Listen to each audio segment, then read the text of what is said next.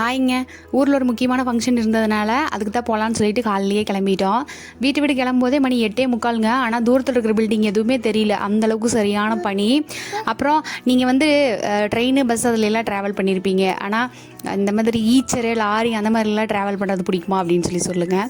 அப்புறம் எப்பவும் போல் வடக்கஞ்சேரியில் வந்து டீயை குடிச்சிட்டு பொள்ளாச்சி ரீச் ஆகும்போதே மணி கிட்டத்தட்ட 2 ஆகிடுச்சு. அங்கே ரொம்ப பசியாக இருந்துச்சு. பக்கத்துலேயே ஒரு பிரியாணி கடை, எம்டி பிரியாணி தாங்க, ஆனால் டேஸ்ட்டு ரொம்ப நல்லா இருந்துச்சு. அப்படியே தங்கச்சி வீட்டுக்கு போய் பாப்பாவையும் எடுத்துகிட்டு எங்கள் வீட்டில் வந்து இந்த நெல்லிக்காய் வச்சுருந்தாங்க, கேரளா நெல்லிக்காய்ன்ட்டு, அதையும் சாப்பிட்டு அன்றைக்கி வந்து அத்தைக்கு ஒரு சின்ன சர்ப்ரைஸ் கொடுக்கலாம் அப்படின்னு சொல்லிட்டு நகை கடைக்கு தான் கூட்டிகிட்டு போயிருந்தா. எங்கள் அத்தைக்கு பெரியத்திக்கு 2 பேர்த்துக்கு வந்து ஆளுக்கு ஒரு ரிங் எடுத்து கொடுத்துட்டு அப்படியே வீட்டுக்கு வந்து ஈவினிங் ஃபங்க்ஷன், அதுக்கு தான் கிளம்பி போயிருந்தோம். வெளியே எங்கேயாவது ஃபங்க்ஷன் போகிறோம் அப்படின்னா நமக்கு இருக்கிற சந்தோஷத்தோட அந்த குழந்தைங்களுக்கு இருக்கிற சந்தோஷம் தாங்க அவ்வளோ ஹாப்பியாக இருக்குதுங்க.